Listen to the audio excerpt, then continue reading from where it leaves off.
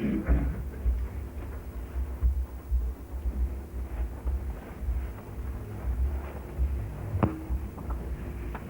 वालेकुम रहमतुल्लाह। अज़ान दे दें।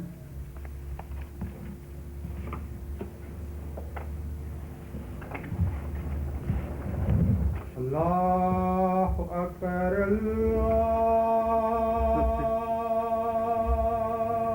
अकबर,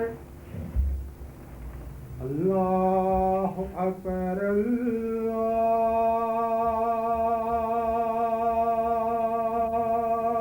अकबर। अशहदु अल्ला इलाहा इल्लल्लाह, अशहदु अल्ला इलाहा इल्लल्लाह, अशहदु अन्ना मुहम्मदर रसूलुल्लाह,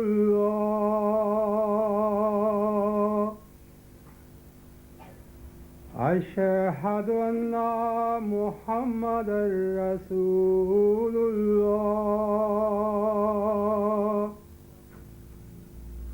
हय्या अला सलाह,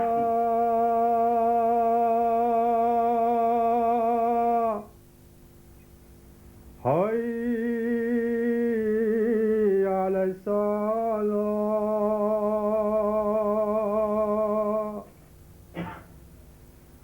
हय्या अलल फलाह,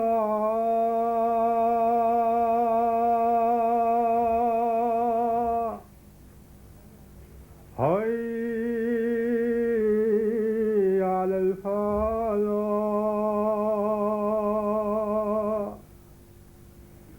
अल्लाहु अकबर, अल्लाहु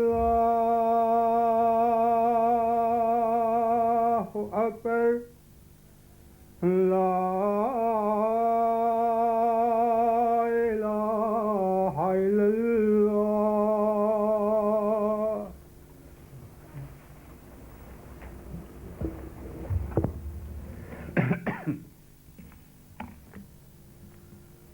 अशहदु अल्ला इलाहा इल्लल्लाह वहदहु ला शरीका लहू वअशहदु अन्ना मुहम्मदन अब्दुहु व रसूलुहु। अम्मा बअदु फ़अऊज़ु बिल्लाहि मिनश शैतानिर रजीम। बिस्मिल्लाहिर रहमानिर रहीम। अल्हम्दुलिल्लाहि रब्बिल आलमीन,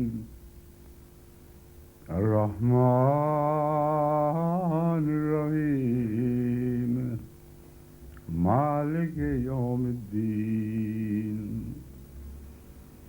इय्याका नअबुदु व इय्याका नस्तईन। इहदिना सिरातल मुस्तकीम, सिरातल लज़ीना अनअमता अलैहिम, गैरिल मग़दूबि अलैहिम वलद्दाल्लीन। क़द जाअकुम बसाइरु मिन रब्बिकुम फमन अब्सरा फलिनफ्सिही वमन अमिया फअलैहा वमा अना अलैकुम बिहफ़ीज़। वकज़ालिक नुसर्रिफ़ुल आयाति वलियक़ूलू दरस्ता वलनुबय्यिनहु लिक़ौमिन यअलमून। इत्तबि' मा ऊहिया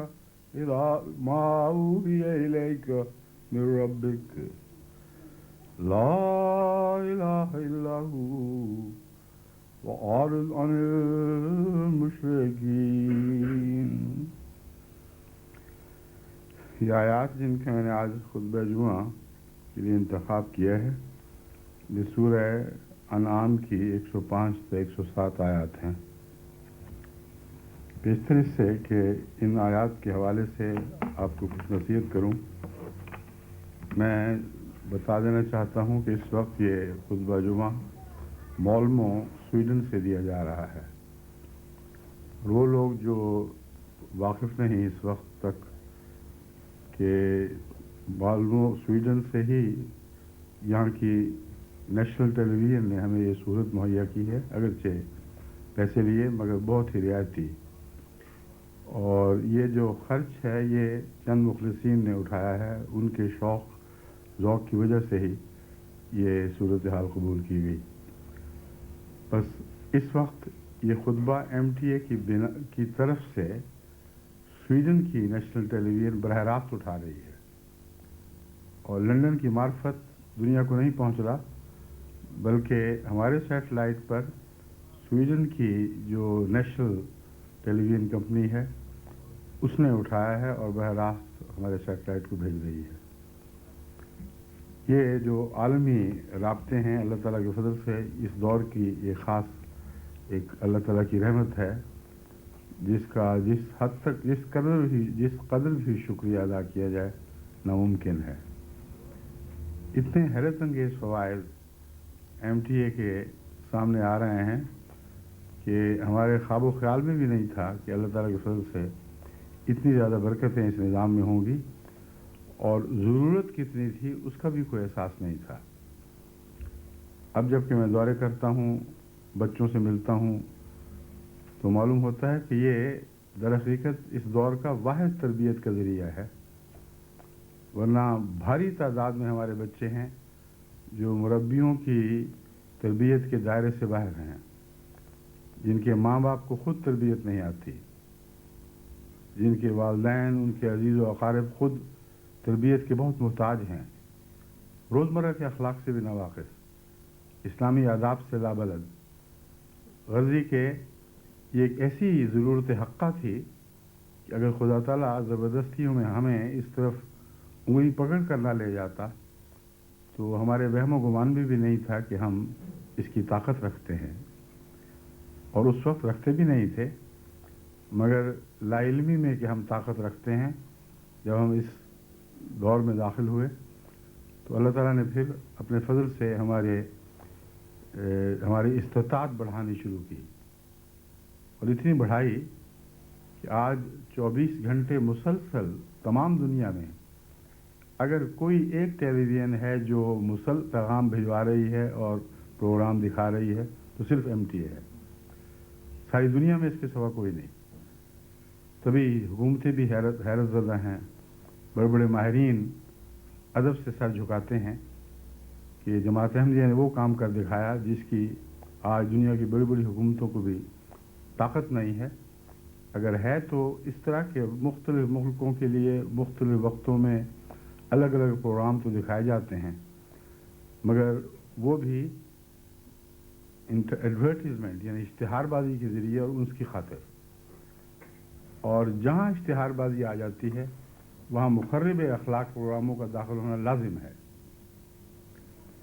جتنی بھی ہندوستانی کمپنیاں آج پاکستان کو خصوصیت سے متاثر کر رہی ہیں اور ان کے نہایت گندے اور بدذوق فلمی پروگرام دیکھنے کے ہمارے پاکستانی عادی بن رہے ہیں، اس کی بنیادی وجہ یہ ہے کہ ان کے پیسے کمانے کا اس کے سوا کوئی ذریعہ نہیں کہ جتنے گندے اخلاق کا دنیا تقاضا کرے اس سے بھی بڑھ کر گندے اخلاق پیش کرو، کیونکہ بے حیائی کی بھوک بھی مٹ جایا کرتی ہے.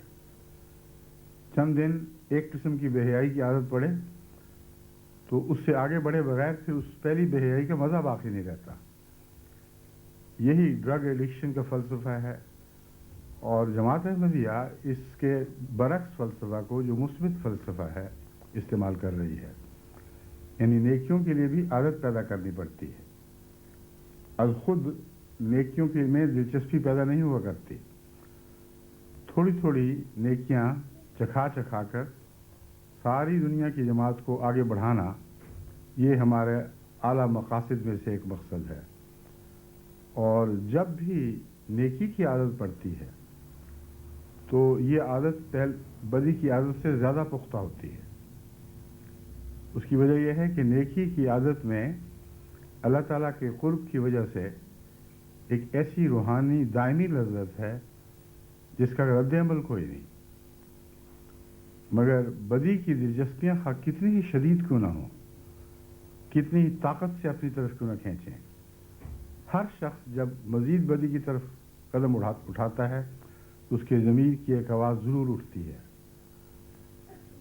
جو اس کو ملامت کرتی ہے، اور ہر دفعہ اس ملامت کے بیریئر، اس کی حدیں پھلانگ کر انسان بدی کے اگلے دور میں داخل ہوا کرتا ہے، یہاں تک کہ وہ آواز مر جائے، اور جب مر جائے تو پھر اس کے بعد خدا تعالیٰ کی طرف اس کی واپسی یا نیکیوں کی طرف واپسی ناممکن ہو جاتی ہے، سوائے اس کے کہ اللہ کا خاص فضل اسے سنبھالے۔ بس اب بھی ہم نے دیکھا ہے کہ ایم ٹی اے کی وجہ سے، اللہ تعالیٰ کے فضل سے ہماری نئی نسلوں کے ذوق سدھر رہے ہیں۔ وہ بچے جو دن رات کارٹونوں کے سامنے یا خوفناک فلموں کے انتظار میں نہایت ہی مخرب اخلاق فرضی کہانیوں میں مبتلا ہو چکے تھے، یعنی ایسے عادی بن گئے تھے جیسے کوئی نشے میں مبتلا ہو جائے، وہ اب سب وہ پروگرام چھوڑ کر احمدیہ پروگراموں کو، جن کے اندر سادگی اور فطری ایک جذب ہے، سچائی ہے، فطری جذب ہے، بے اختیاری ہے، ایکشن، کوئی بھی اس میں ایکٹنگ نہیں ہے، اس کے جب عادی بنتے ہیں تو پھر عادی ہوتے چلے جاتے ہیں۔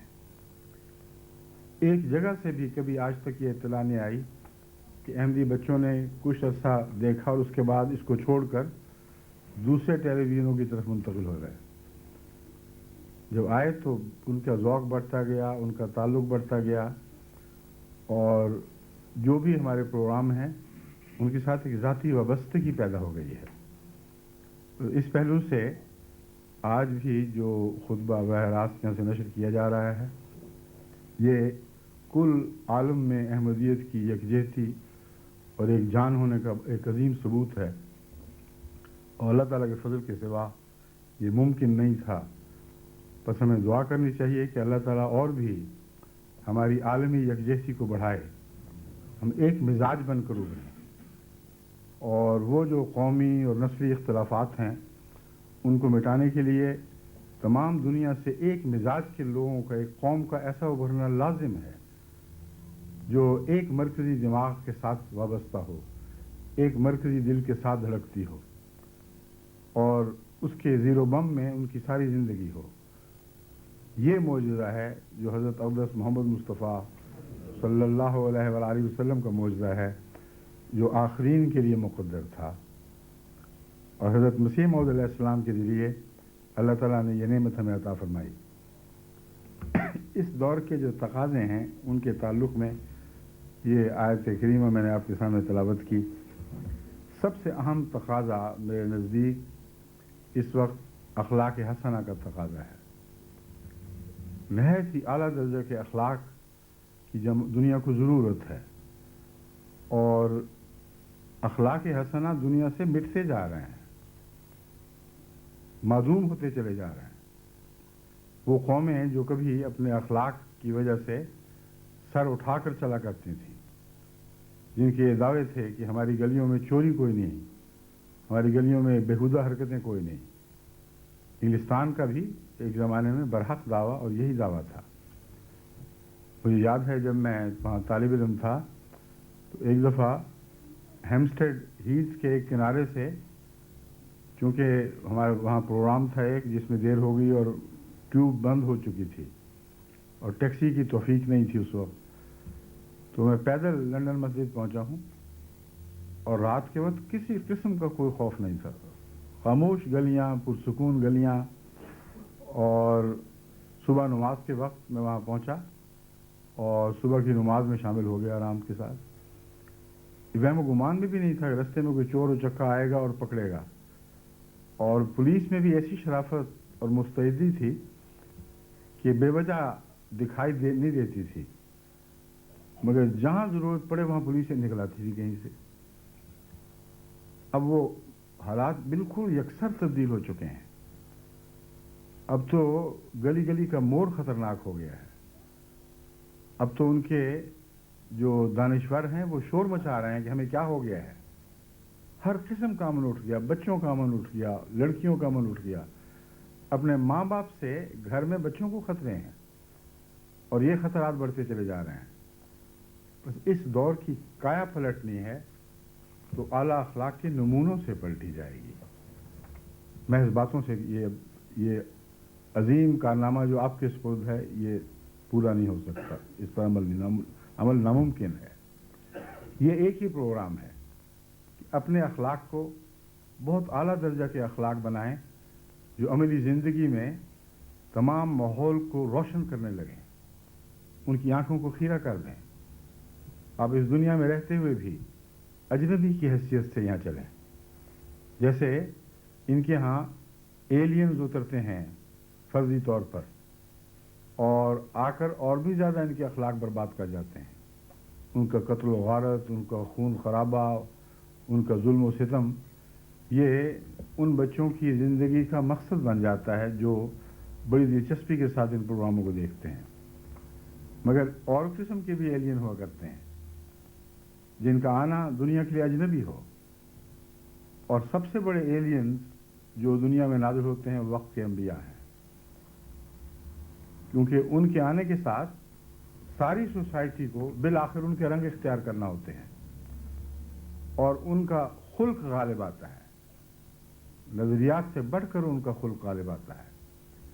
اور حضرت مسیح موعود علیہ الصلوۃ والسلام نے حضرت صلی اللہ علیہ وآلہ وسلم کی دعا کے بعد سب سے زیادہ انقلابی طاقت آپ کے خلق بیان فرمائی ہے۔ یہ خلق محمدی تھا جس نے لازماً غالب آنا تھا، اور اجنبی دنیا میں جب ایک اجنبی اترتا ہے تو شروع میں اس کی مخالفت ہوتی ہے، وہ عجیب باتیں کرتا ہے، عجیب ادائیں دکھاتا ہے، لوگ سمجھتے ہیں کہ ہم میں سے نہیں ہے، اس لیے اسے اپنے سے نکال باہر پھینکو۔ مگر بنیادی طور پر انسانی فطرت کی گہرائی میں حسن خلق کے تقاضے ایسے داخل ہیں کہ کوئی دنیا کی طاقت انہیں مٹا نہیں سکتی۔ بد سے بد سوسائٹی میں بھی دل کے اندر کی آواز یہی ہے کہ کاش اس ماحول کو حسن خلق روشن کر دیتا، کاش ہمارے دن بدل جائیں، کاش ہمارا فساد امن میں تبدیل ہو جائے۔ یہ آواز ہر مجرم کی آواز بھی ہے۔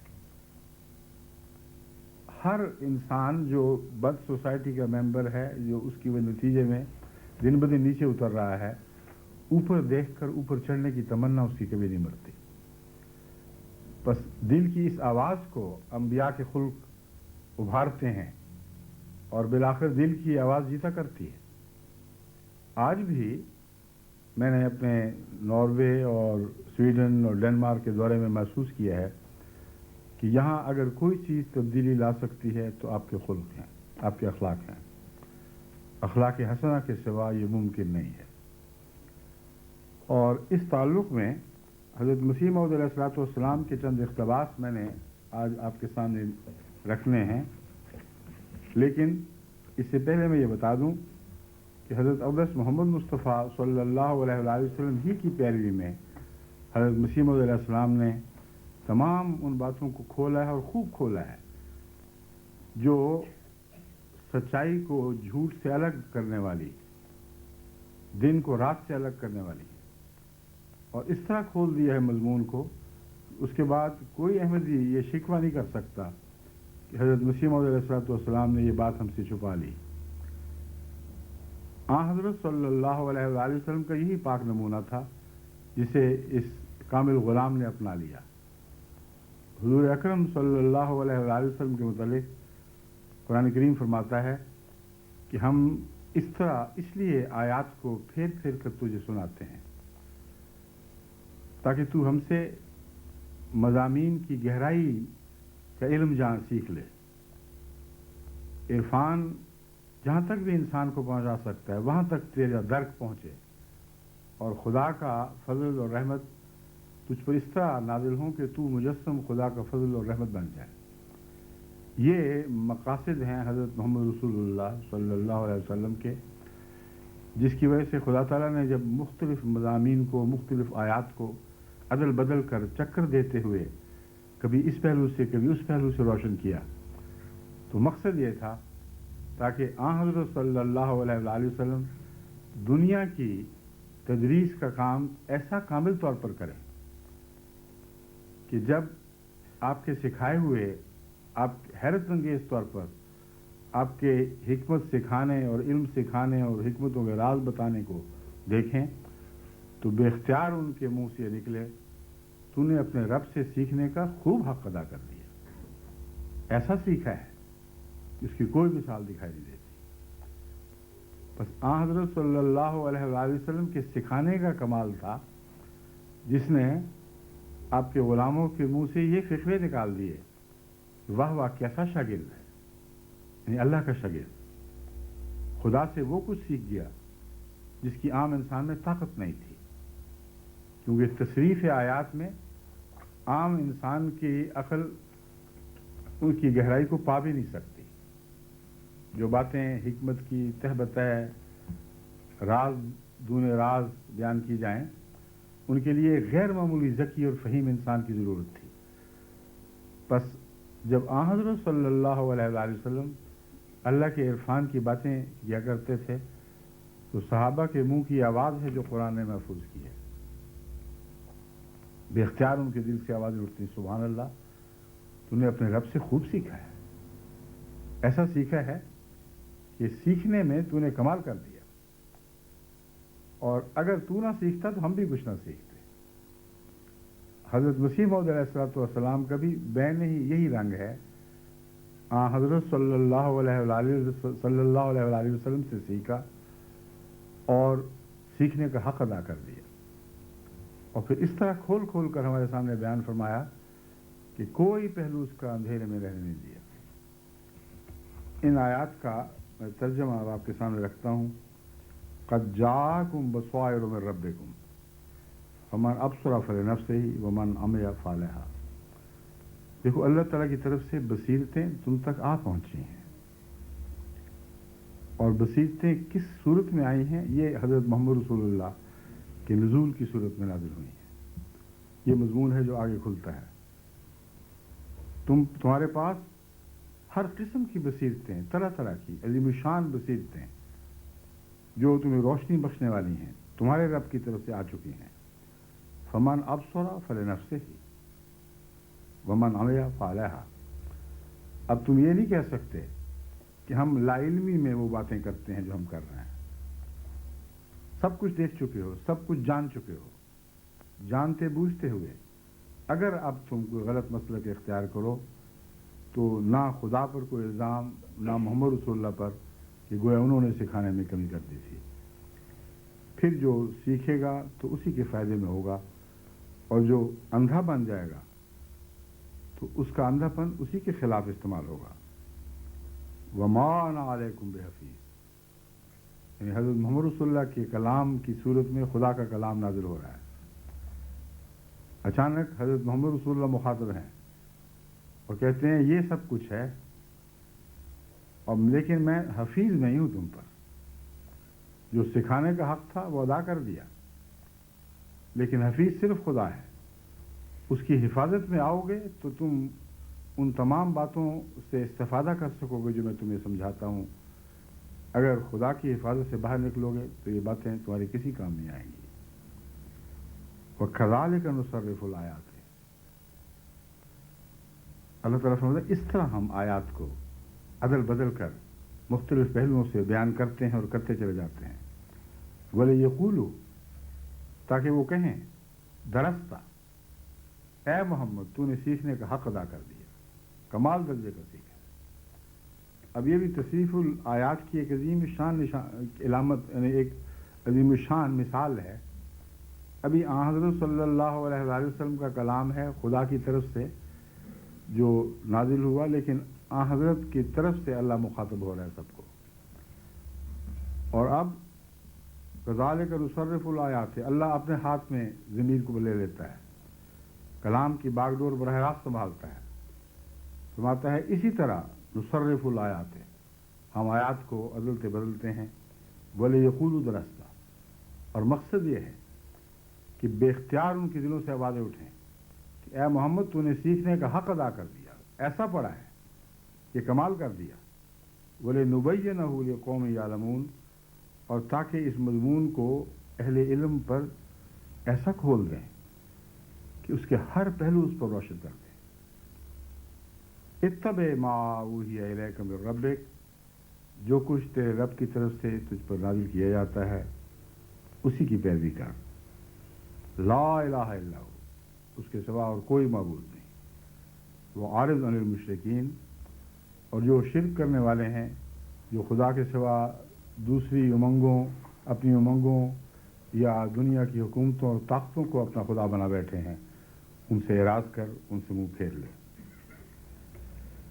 اسی مضمون کے تعلق میں حضرت صلی اللہ علیہ وآلہ وسلم نے آخری خطبہ میں جو خطبۃ الوداع کہلاتا ہے، حجۃ الوداع کا خطبہ کہلاتا ہے، آپ نے مخاطب کرتے ہوئے بیان کیا جاتا ہے کہ 1,00,000 کا مجمع یا شاید اس سے بھی زیادہ تھے جو اس آخری خطبے میں حضور صلی اللہ علیہ وسلم کے سامنے حاضر تھے۔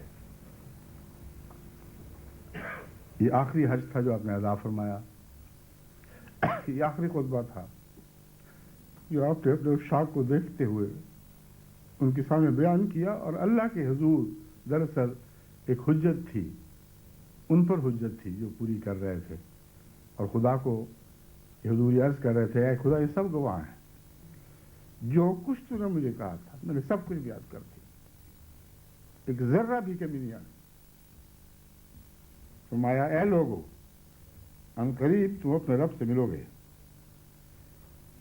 اے لوگو ان قریب تم اپنے رب سے ملو گے، وہ تم سے پوچھے گا یہ تم نے کیسے عمل کیے، دیکھو میرے بعد دوبارہ کافر نہ بن جانا کہ ایک دوسرے کی گردنیں اڑاتے پھرو، اور آگاہ رہو تم میں سے جو یہاں موجود ہے ان لوگوں کو پیغام پہنچا دے جو کہ موجود نہیں، کیونکہ ہو سکتا ہے کہ جس کو پیغام پہنچایا جائے وہ سننے والے سے زیادہ سمجھدار ہو۔ پھر آپ نے فرمایا کیا میں نے اللہ تعالیٰ کا پیغام ٹھیک ٹھیک پہنچا دیا؟ کیا میں نے اللہ تعالیٰ کا پیغام ٹھیک ٹھیک پہنچا دیا ہے؟ پھر فرمایا کیا میں نے اللہ تعالیٰ کا پیغام ٹھیک ٹھیک پہنچا دیا ہے؟ صحابہ کہتے ہیں ہم نے عرض کیا یا رسول اللہ، آپ نے اللہ تعالیٰ کا پیغام ٹھیک ٹھیک پہنچا دیا ہے۔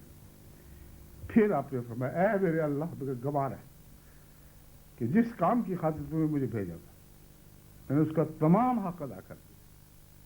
یہ 1,00,000 کا مجمع گواہ ہے، یہ بلند آواز سے اس بات کی شہادت دے رہا ہے کہ جو کام تو نے میرے سپرد کیے تھے وہ تمام تر پورے کر دیے اور یہ پیغام پہنچا دیا۔ یہ آخری خطبہ تھا حجۃ الوداع کا، جس میں شریعت کی تکمیل کا یہ منظر حیرت انگیز ہے، یعنی شریعت صرف مکمل نہیں ہوئی بلکہ وہ کامل رسول جس نے شریعت کو بنی نوع انسان تک پہنچانا تھا، اس نے 1,00,000 کے مجمع میں ان سے یہ گواہی لی اور خدا کے حضور اس گواہی کو پیش کیا کہ خدا میں اپنا حق ادا کر چکا۔ اور یہی دراصل اس بات کی علامت تھی کہ آپ رخصت ہونے والے ہیں، واپس اپنے رفیق اعلیٰ سے جا ملنے والے ہیں۔ کئی صحابہ تھے جن کا ذہن اس طرف گیا اور وہ دھڑے مار مار کر رونے لگے۔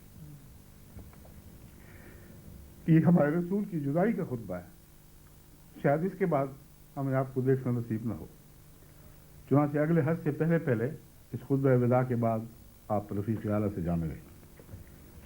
حضرت مسیح موعود علیہ السلام نے بھی ہمیں یہ راز سمجھائے اور خوب کھول کھول کر ہمارے سامنے یہ باتیں بیان فرمائیں، اور سب سے اہم اور قیمتی راز یہ ہمیں بتایا کہ یہ سب کچھ جو عمل کی طاقت ہے، اچھی باتیں سننا اور پھر ان پر عمل کرنا، یہ اللہ کے فضل کے بغیر ممکن نہیں ہے۔ اس لیے جتنا چاہو تم زور مارو، جتنا چاہوں میں تمہیں سمجھاؤں، میں تم پر یہ بات خوب کھول دینا چاہتا ہوں کہ توفیق اسی کو ملے گی جس پر خدا کا فضل نازل ہوگا، اور توفیق آسمانی سے اترا کرتی ہے۔ اب لمبا عرصہ ہو گیا میں جماعت احمدیہ کو اخلاق حسنہ سے متعلق اپنے خطبات میں نصیحت کرتا ہوں۔ میں بتاتا ہوں کہ کس طرح ہمارا سفر گھروں سے شروع ہوگا۔ جب تک ہمارے گھروں میں اخلاق حسنہ کے نمونے جاری نہ ہوں، جب تک خاوند اور بیوی کے درمیان، باپ اور بیٹی اور باپ اور بیٹوں کے درمیان، ماں اور بیٹیوں اور ماں اور بیٹوں کے درمیان ایک جنت کا سا معاشرہ قائم نہ ہو، اور اخلاق حسنہ کے پاک نمونے گھروں میں جاری نہ ہوں، اس وقت تک یہ دعویٰ کہ ہم دنیا کو تبدیل کر دیں گے محض ایک جنت الحمقاء میں بسنے والی بات ہے۔ یعنی احمق بھی تو ایک جنت بنا لیا کرتے ہیں اور ان جنتوں میں جا بستے ہیں، لیکن حقیقت میں وہ جنتیں اور ہیں جن میں ان لوگوں کی رسائی ہوگی جو صاحب عقل ہیں۔ احمق کو وہاں تک کوئی رسائی نہیں۔ بس یاد رکھو، حضرت مسیح موعود علیہ الصلوۃ والسلام نے بھی اسی طرح دراست کے حق ادا کیے اور ہمیں خوب کھول کھول کر سمجھا دیا، کیونکہ میں سمجھتا ہوں کہ اس دور کا انقلاب اخلاق حسنہ سے وابستہ ہے، کیونکہ مجھے کامل یقین ہے کہ دنیا کو آج سب سے زیادہ اخلاق کی پیاس ہے۔ دلائل کی دنیا میں تو ہر انسان یہ طاقت ہی نہیں رکھتا کہ بڑے بڑے اہل علم اور اہل فضل پر غالب آ سکے۔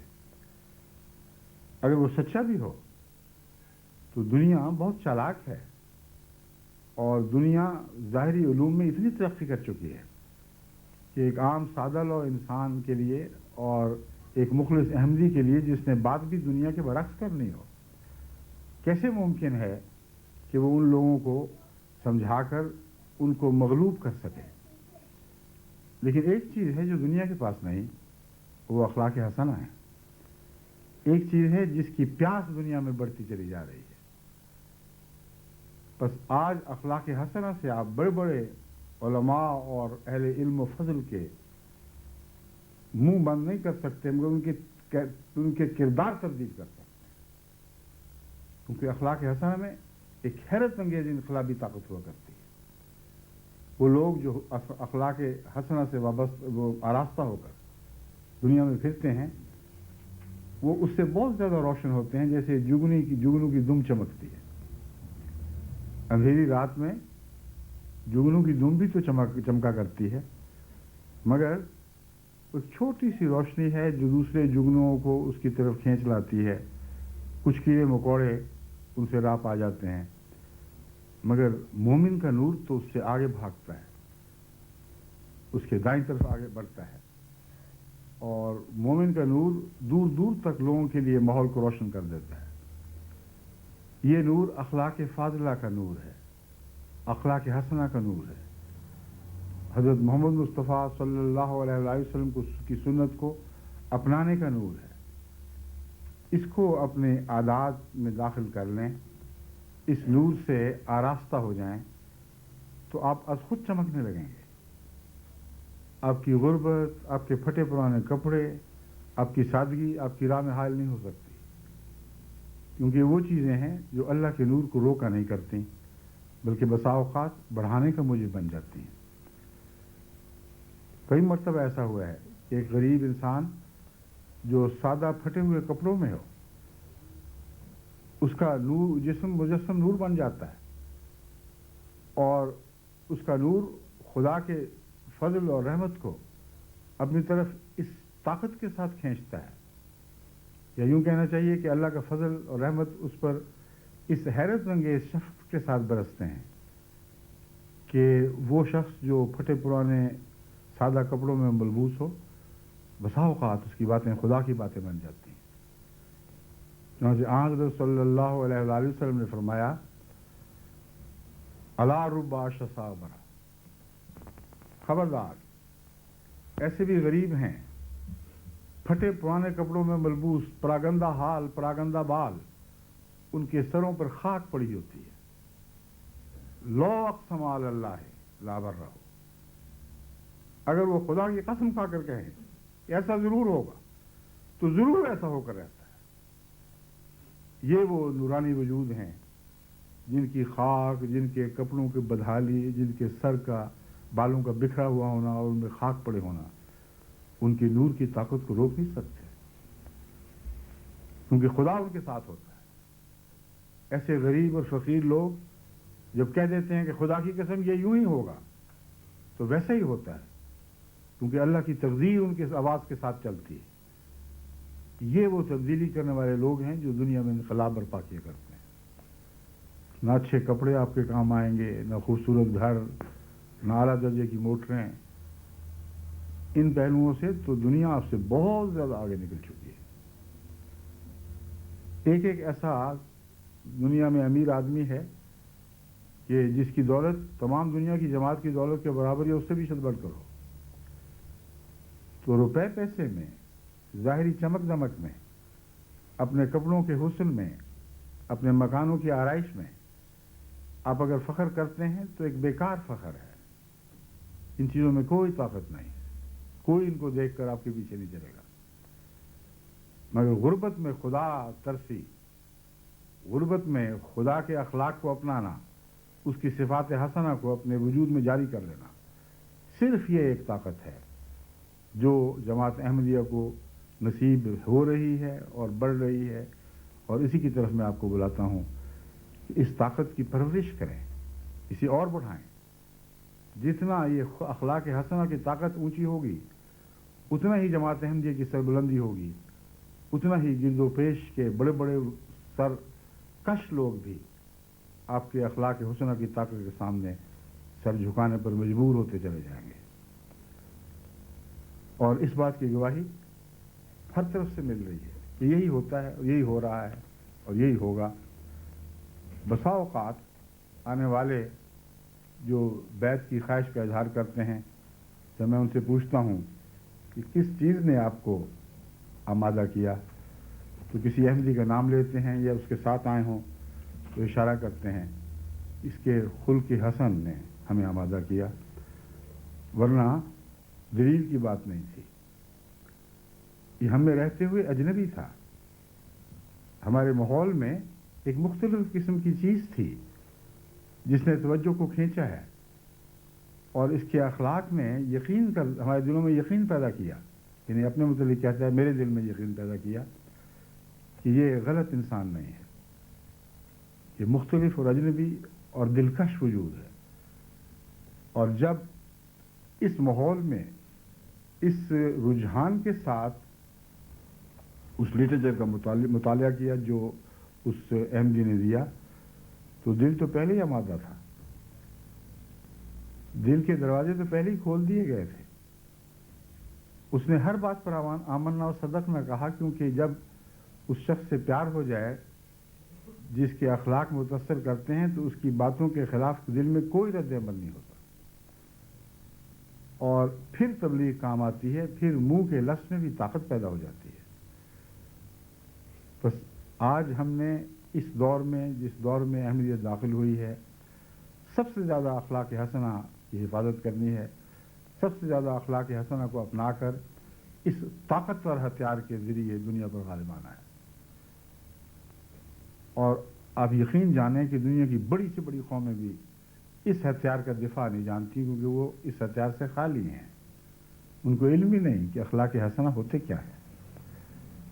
ظاہری خلق کے لحاظ سے آپ کو بہت اچھے اچھے لوگ ملیں گے، مگر ظاہری خلق جو سویلائزیشن کے نتیجے میں پیدا ہوتا ہے اس کے اندر کوئی بقا نہیں۔ جب اس کے مفادات سے دوسرے کے مفاد ٹکراتے ہیں تو وہ خلق محض ایک فلم سی دکھائی دیتا ہے، جھلی سی جو اس کے وجود پر تھی، اور فوراً پھٹ جاتی ہے۔ بڑی بڑی معزز قومیں ہیں، بڑی بڑی مہذب قومیں ہیں، جن کے مفادات جب کسی غریب سے غریب قوم سے بھی ٹکرائیں تو ساری اخلاقیات کی جھلی پھٹ کر پارا پارا ہو جاتی ہے۔ اندر سے ایک وحشی درندہ نکلتا ہے، اس کے ناخن جو پہلے اندر چھپے ہوئے تھے، انگلیوں کے اندر دبے ہوئے تھے، وہ باہر نکل آتے ہیں، اس بھیڑیے کی طرح جو ایک کہانی میں ایک بچے کی نانی بن کر بیٹھا ہوا تھا۔ اور جب وہ اس کے قابو آیا تو پھر اس کے ناخن باہر نکلے، پھر اس کے دانت باہر نکلے اور اس کی اصلیت تب ظاہر ہوئی۔ بس جن اخلاق حسنہ سے آپ متاثر ہیں جو خدا کے بغیر ہوتے ہیں، اور خدا تعالیٰ کے پر ایمان کے بغیر بھی دنیا کو ہلکے پھلکے سے اخلاق میسر ضرور آتے ہیں، لیکن جب بھی ان کے طبی نفسی تقاضوں سے ان اخلاق کا ٹکراؤ ہو تو ان کے اخلاق پارا پارا ہو کر بکھر جاتے ہیں۔ غریب قومیں جن کے اندر خون کا قطرہ بھی باقی نہیں، ان کے خون کو بھی چوسنے کے لیے وہ اسی طرح دام تیز کرتے ہیں جیسے امیر قوموں کے سے دولتیں لوٹنے کے لیے تیز کرتے ہیں۔ اب افریقہ کا کیا حال ہے؟ کئی جگہ افریقہ کے ممالک کا یہ حال ہو چکا ہے کہ جیسے انیمیا کی آخری صورت ہو، اس کے بعد ان کو خود خون کے ٹیکے دے کر ان کو زندہ کرنا پڑتا ہے تاکہ یہ زندہ ہو، تو پھر ہم دوبارہ اس کمائی سے جو یہ خود کرے اپنا خون واپس لیں اور اس سے بھی زیادہ سود در سود واپس لیں۔ یہ اخلاق حسنہ ہے؟ یہ ہرگز اخلاق حسنہ نہیں۔ قرآن کریم کی تعریف کے مطابق حضرت صلی اللہ علیہ وآلہ وسلم کو خدا نے جو تعلیم بخشی، جس خلق کے آپ نمونہ بنے، اس کے متعلق تفصیلی گفتگو کا تو وقت نہیں، مگر یاد رکھیں اس نمبر کی نقطہ یہ ہے، وَلَا تَمْنُنْ تَسْتَكْثِرْ، کبھی کسی پہ احسان نہ کر اس نیت کے ساتھ کہ تو اس سے کچھ زیادہ لے گا، اس کے بدلے تجھے فائدہ پہنچے گا۔ بس حضرت صلی اللہ علیہ وآلہ وسلم کی اخلاق کا اگر کوئی خلاصہ ہو سکتا ہے تو یہ ہے کہ آپ کا دینے کا ہاتھ ہمیشہ اوپر رہا ہے، کبھی اس نیت سے ایک ذرہ بھی آپ نے کسی پر احسان نہیں فرمایا کہ یہ میرے کام آ جائے گا بعد میں، ہو سکتا ہے کسی وقت اس کی ضرورت پڑ جائے، یا ہو سکتا ہے یہ امیر ہو جائے تو میں اس کی دولت سے فائدہ اٹھاؤں۔ یہ سب جاہلانہ باتیں ہیں۔ قرآن کریم نے جو اخلاق کی تعریف فرمائی ہے اس میں ایک یہ نقطہ اور بھی بہت سے ہیں، وہ اخلاق فاضلہ کو جو حقیقی اخلاق ہیں، جو اللہ سے وابستہ ہیں، جو صرف ایمان والوں کو نصیب ہوتے ہیں، ان کو دنیا کے اخلاق سے اس طرح ممتاز کر دیتے ہیں کہ دونوں مختلف وجود بن جاتے ہیں، ان کی نو بدل جاتی۔ دنیا کے اخلاق ان کی اخلاق حسنہ جو قرآن سکھاتا ہے، جو محمد رسول اللہ کو عطا ہوئے، ان کے مقابل پر کوئی حیثیت ہی نہیں رکھتے، گویا وہ اخلاق ہی نہیں ہے۔ وہی مثال ان پر آتی ہے کہ تیرے حسن کے شعلے کے حضور شمع کے منہ پہ جو دیکھا تو کہیں نور نہ تھا۔ رات محفل میں تیرے حسن کے شعلے کے حضور شمع کے منہ پہ جو دیکھا تو کہیں نور نہ تھا۔ یہ اگر حقیقت میں شعر کسی ذات پر صادق آتا ہے تو حضرت محمد رسول اللہ کے چہرے پر صادق آتا ہے۔ وہ اخلاق حسن ہے جو آپ سے وجود میں آئے، آپ سے ظاہر۔ خدا کی قسم کھاتا ہوں کہ ان اخلاق کو دیکھ کر دنیا کے اخلاق کے چہرے کو دیکھے تو کہیں نور دکھائی نہیں دے گا۔ تمام نور کا مجمع، تمام نور جس پر مرتکز ہو گیا، جو منبع بھی بنا، جسے نور پھوٹا اور پھر اسی میں نور مرکوز ہو گیا، وہ حضرت محمد مصطفیٰ صلی اللہ علیہ وآلہ وسلم کا حسن ہے۔ بس اس طرف توجہ کریں۔ ایک ہی وجود ہے جس کے متعلق اللہ تعالیٰ نے فرمایا اِنَّكَ لَعَلَىٰ خُلُقٍ عَظِيمٍ، اے محمد تیرا قدم اخلاق کے چوٹی پر واقع ہے، تو منزل بہ منزل اخلاق میں نہیں بڑھ رہا، اخلاق تیرے قدموں کے نیچے ہیں۔ یہ ویسے ہی محاورہ ہے جیسے جنت ماں کے قدموں میں نیچے ہے۔ اگر تم نے اخلاق سیکھنے ہیں تو محمد رسول اللہ کے قدم چومو، کیونکہ وہیں سے تمہیں اخلاق ملیں گے۔ اخلاق کی ہر بلند سے بلند چوٹی آپ نے سر کر لی ہے اور اس چوٹی پر آپ فائز ہیں۔ بس یہ وہ اخلاق ہیں جن کی تعلیم حضرت صلی اللہ علیہ وآلہ وسلم نے زبان خاموش سے بھی دی، اور قرآن نے اس زبان خاموش کی بات خوب کھول کر آپ تک پہنچائی۔ وہ باتیں جو حضرت محمد رسول اللہ کے انکسار کی وجہ سے آپ کی فطرت میں مخفی حسن کے طور پر تھیں، قرآن نے اسے خوب کھول دیا۔ تصریف آیات کی ایک پہلو بھی ایسا نہیں رکھا جو دنیا پر روشن نہ کر دیا گیا ہو۔ حضرت مسیح موعود علیہ السلام فرماتے ہیں جب تک خدا کسی کے دل کے دروازے نہ کھولے کوئی کچھ نہیں کر سکتا۔ دلوں کے دروازے کھولنا خدا تعالیٰ کا کام ہے۔ جب انسان کے اچھے دن آتے ہیں اور خدا تعالیٰ کو انسان کی دوستی اور بہتری منظور ہوتی ہے تو خدا انسان کے دل میں ہی ایک وائز کھڑا کر دیتا ہے۔ کسی گہری عرفان کی بات ہے، جب تک دل میں خدا وائز نہ کھڑا کرے اس وقت تک بیرونی بات انسان پر کچھ بھی اثر نہیں کر سکتی۔ اثر کرتی ہے تو نفس کی آواز بن کر اثر کرتی ہے۔ یہ ایک ایسا فطرت کا گہرا راز ہے جسے لوگ کم سمجھتے ہیں۔ وہ سمجھتے ہیں کہ باہر کی بات نے ہم پر اثر کیا۔ باہر کی بات جب تک نفس کے اندر سے ایک ہم نوا نہ پیدا کر دے، اس آواز کی تائید میں دل نہ بول اٹھے، اس کوئی بھی اثر نہیں کر سکتا۔ جیسے کہ غالب نے کہا، دیکھنا تقریر کی لذت کہ جو اس نے کہا، میں نے یہ جانا کہ گویا یہ بھی میرے دل میں ہے۔ اس مقام تک پہنچانا انبیاء کا کام ہے اور انبیاء کے غلاموں کا کام ہے۔ حضرت مسیح موعود علیہ السلام نے دیکھو کیسے راز کی بات فرمائی، بیان فرمائی، جب تک تمہارے دل میں کوئی بات ایک وائز نہ اٹھا دے، ایک تمہارے دل کے اندر سے ایک نصیحت کرنے والا نہ اٹھ کھڑا ہو، اس وقت تمہیں بیرونی بات کوئی فائدہ نہیں پہنچا سکتی۔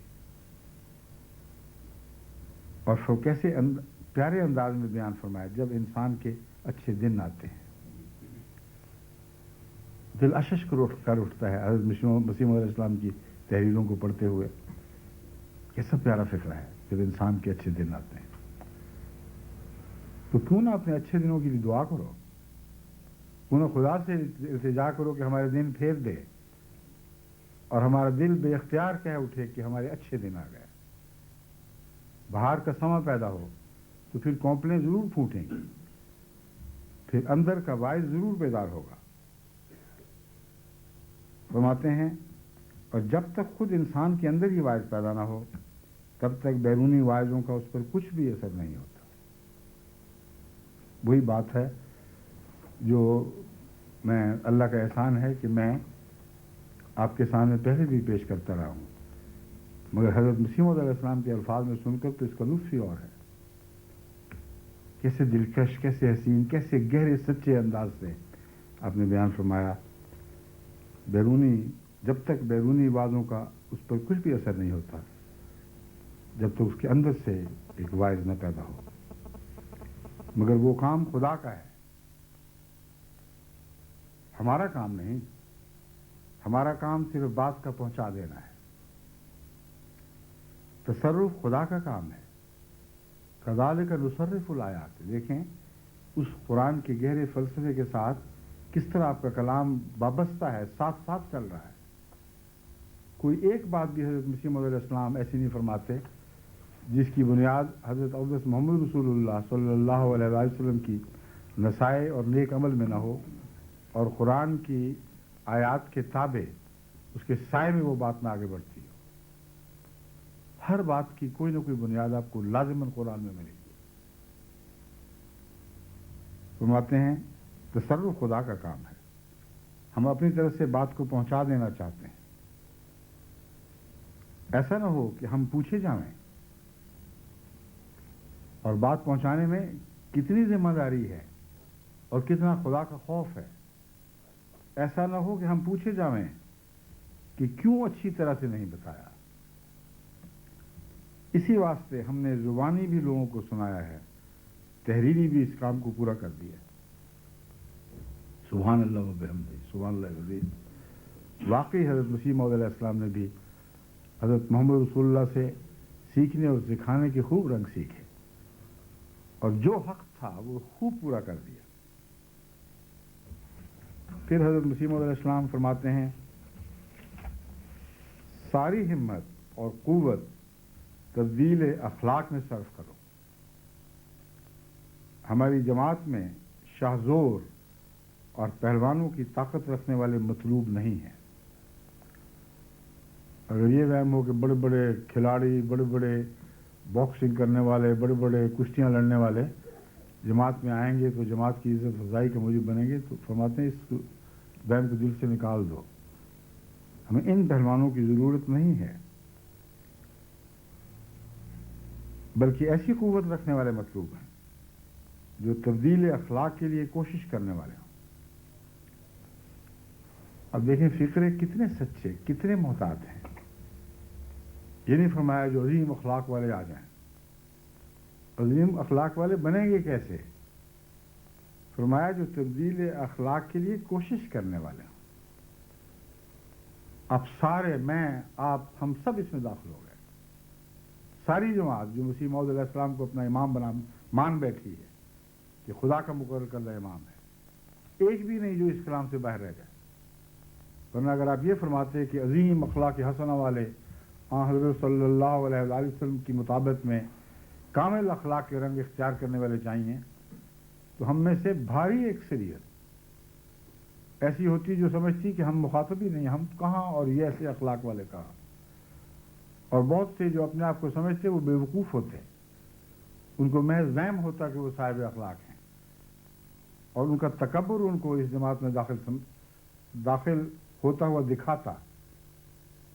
مگر حضرت مسیح علیہ السلام کا کلام دیکھو کس طرح ایک فیض عام بن گیا ہے. ہر احمدی، چھوٹا بڑا، مرد عورت بچہ، سب اس میں داخل ہو گئے. تو ہمیں کوشش کرنے والے چاہیے، تو وہ کوشش تو شروع کریں. اور وہ کوشش کیسے شروع کی جائے اس کے گر بھی حضرت مسیح علیہ السلام ہمیں خوب کھول کر سمجھاتے ہیں. یہ ایک امر واقعی ہے کہ وہ شاہزور اور طاقت والا، کہ وہ شاہزور اور طاقت والا نہیں جو پہاڑ کو جگہ سے ہٹا سکے. نہیں، اصل بہادر وہی ہے جو تبدیلی اخلاق پر مقدرت پاوے، کوشش کرے اور پھر چھوڑے نہیں، یہاں تک کہ اس کی طاقت بڑھ جائے، یہاں تک کہ وہ اس بات کا اختیار حاصل کر لے خدا تعالیٰ سے کہ اپنے اخلاق کو تبدیل کر دکھاوے. بس یاد رکھو کہ ساری ہمت اور قوت تبدیل اخلاق میں صرف کر دو، تبدیل اخلاق میں صرف کرو، کیونکہ یہی حقیقی قوت اور دلیری ہے. پھر حضرت مسیح موعود علیہ السلام ایک اور موقع پر فرماتے ہیں خدا تعالیٰ چاہتا ہے کہ تمہیں ایک ایسی جماعت بنا دے کہ تم دنیا کے لیے نیکی اور راست بازی کا نمونہ ٹھہرو.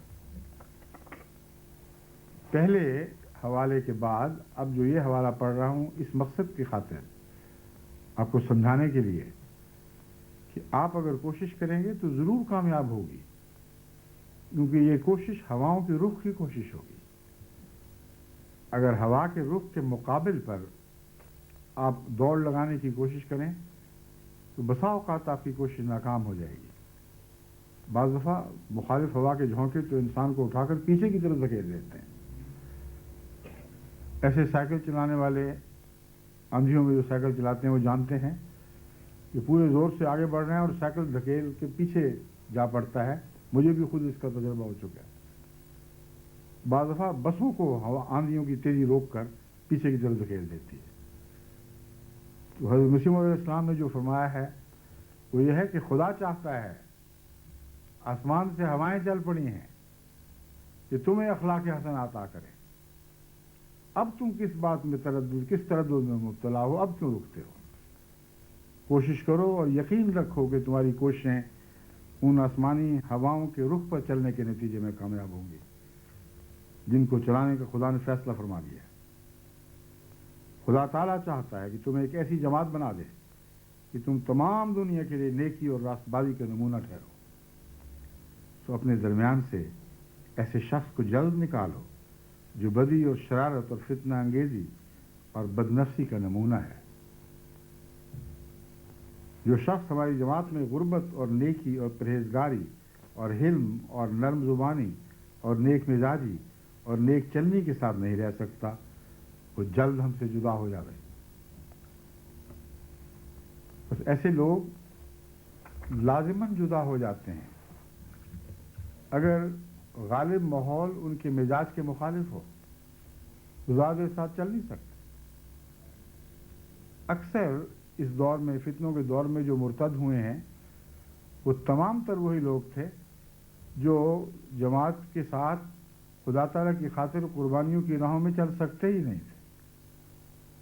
पहले उनके पर्दे ढके हुए थे क्योंकि कोई इब्तला नहीं था, कोई आजमाइश नहीं थी। वो समझते थे एक जमात का मेंबर बनने से हमें फ़ायदे ही हैं। लेकिन जहां मुखालफत की आंधियां चली हैं उनका कोई नामो निशान भी बाकी नहीं रहा, जड़ों से उखेड़े गए। वही साबित कदम रहे जिनके अंदर ईमान की जड़ें मजबूत थीं और गहरी थीं, जो कलम तैयबा की तरह एक शजर सूर की सूरत थे कि जड़ें ज़मीन में पैवस्ता और शाखें आसमान में खुदा से बातें करती थी। बस आज के दौर में हज़रत मसीह मौद अलैहिस्सलाम की जमात से इन लोगों का निकलना, जिनके निकलने की मसीह मौद ने तमन्ना फरमाई है, आपके अखलाक हसना के नतीजे में होगा। अगर जमात के रंग बदल जाएं, सारी जमात आला अखलाक पर कायम हो जाए, तो ये चंद बदकिरदार और बदखुल्क लोग ऐसी जमात में रह ही नहीं सकते। इनके मिजाज और होंगे, इनका माहौल बदल चुका होगा। लेकिन अगर आप उनको अपने अंदर पनाह दें, अगर बदतमीज और बदखुल्क इंसान को, जो अपनी बीवी से झगड़ता है, जो अपने बच्चों पर जुल्म करता है, आप अगर प्यार की नज़र नहीं डालते तो उसको कबूल की नज़र से देखें। बाहर आए तो आपकी सोसाइटी में उसी तरह दो खुले बाहों से उसका इस्तकबाल हो जैसे एक साहिब खुल का होता है। तो याद रखें, आपने उसको पनाह दे रखी है। और हज़रत मसीह मौद अलैहिस्सलाम फरमा रहे हैं, अपनी पनाहें ऐसे लोगों से उठा लो, इनको निकलने दो, इनके लिए अपने अंदर रहने की गुंजाइश न छोड़ो। अपने आला अखलाक को इतना तरक्की दो कि बदखुल्क अजनबी दिखाई देने लगे। एक वो वक्त था कि जब आप अजनबी थे, यानी उस सोसाइटी में जो बदकिरदार हो चुकी है। अब ऐसे गालिब आ जाओ अपने खुल्क हसना में कि बदकिरदार लोग अजनबी दिखाई देने लगे और वो तुम्हारे वतन को छोड़कर अपने नए वतनों की तरफ रवाना हो। तो हिजरत बाज़ दफ़ा दो तरफा रुख रखती है। पहले इंसान खुदा की खातिर गंदे लोगों से हिजरत करके खुदा की जानिब बढ़ता है, फिर उसके गिर्द एक शहर आबाद होने लगता है जिसकी तरफ सब अच्छे लोग खिंचे चले आते हैं। देखो हज़रत इब्राहीम अलैहिस्सलाम की हिजरत ने क्या साबित किया। बैने यही तो बात थी, अपने वतन, अपनी कौम, अपनी दुनियावी अजमतों और जायदाद और मालो मनाल को सबको तर्क करके आप हिजरत करते हुए एक लकोदक सहरा में आप पहुंचे और अपने मऊद बेटे को और उसकी मां को वहां आबाद कर दिया। अब देखो तमाम दुनिया से दूर दूर से किस तरह लोग उस शहर की तरफ खिंचे खिंचे चले आते हैं। वो आमाजगा हो गया है नेकियों की, क्योंकि हज में ये लाजिम है कि अपने बदी के कपड़े उतार फेंको और एक सादा गरीबाना चादर में मलबूस हो जाओ जो बेदाग चादर हो। ये तुम्हें समझाने की खातिर कि अल्लाह को ऐसी हिजरतें कबूल है। तो एक मुहाजिर ने देखो कैसी हिजरतें पैदा कर दी। कितने हजार साल पहले की बात है और आज तक खाना काबा के तरफ सारी दुनिया से लोग कशा कशा खींच चले आते हैं, वही रंग लेते हुए, वही रंग अपनाते हुए। अब ये अल्लाह की तरफ से नसीब की बात है। उन्हें मकाम इब्राहीम नसीब होता है या नहीं, ये उनकी नीयतों का हाल जाने। मगर खुदा के हजूर इस तरह हाजिर होने वाले का कोई नमूना दुनिया में आपको कहीं दिखाई नहीं देगा। ज़ाहिरी तौर पर अपनी बदियों को छोड़ते हुए आते हैं, अगर वापस बदियों की तरफ लौट जाएं तो उनका नसीबा। मगर हज़रत मोहम्मद रसूलुल्लाह सल्लल्लाहु अलैहि वसल्लम ने हज़रत इब्राहीम के उस शहर को असर नौ आबाद किया है और वो रौनकें बख्शी हैं जो रौनकें उस शहर को छोड़ चुकी थी।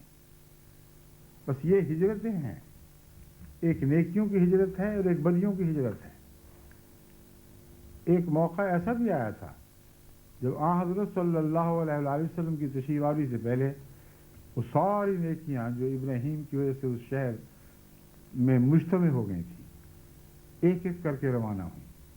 نہ توحید رہی، نہ اخلاق حسنہ، نہ صفات باری تعالیٰ کا کوئی منظر، سارا مذہب ویران ہو گیا. تب حضرت محمد رسول اللہ صلی اللہ علیہ وآلہ وسلم نے پہلی ہجرت کی ہے پھر. اور یہ ہجرت ابراہیم کی ہجرت سے بہت زیادہ شاندار اور بہت زیادہ بقا رکھنے والی ہجرت تھی. وہ ساری خوبیاں مکے میں لوٹ آئیں. وہ توحید کی آماجگاہ بن گیا. ہر حسن وہاں سے پہاڑی چشموں کی طرف پھوٹنے لگا.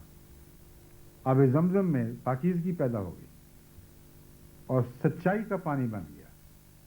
یہ وہ ہجرت ہے جو پھر اپنے عقب میں اور ہجرتیں لے کر آیا کرتی ہیں. بس آپ کا فرض ہے بد اخلاقی کے شہر سے ہجرت کر جائیں اور اخلاق حسنہ، اخلاق مصطفی کی طرف روانہ ہوں. اور یقین رکھیں کہ آپ میں سے ہر ایک کی ہجرت اپنے پیچھے فوج در فوج بنی نوع انسان کو کھینچے لیے چلی آئے گی.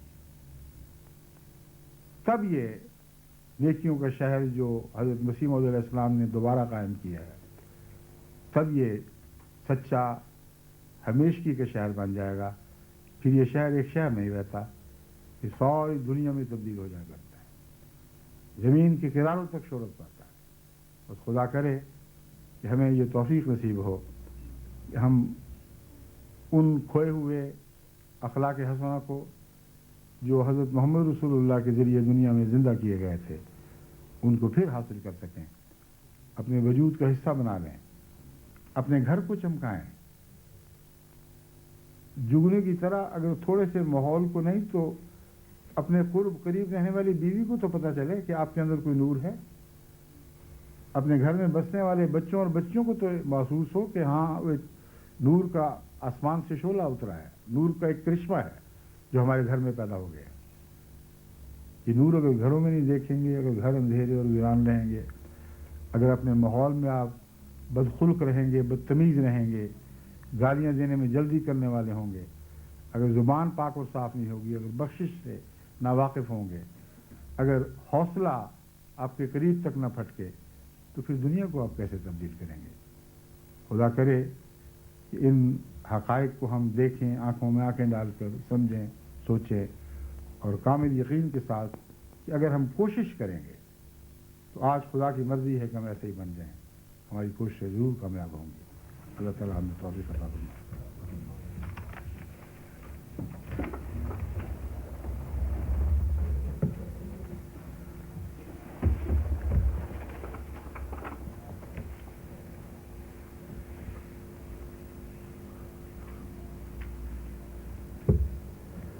الحمد لله نحمده ونستعينه ونستغفره ونؤمن به ونتوكل عليه ونعوذ بالله من شرور أنفسنا ومن سيئات أعمالنا.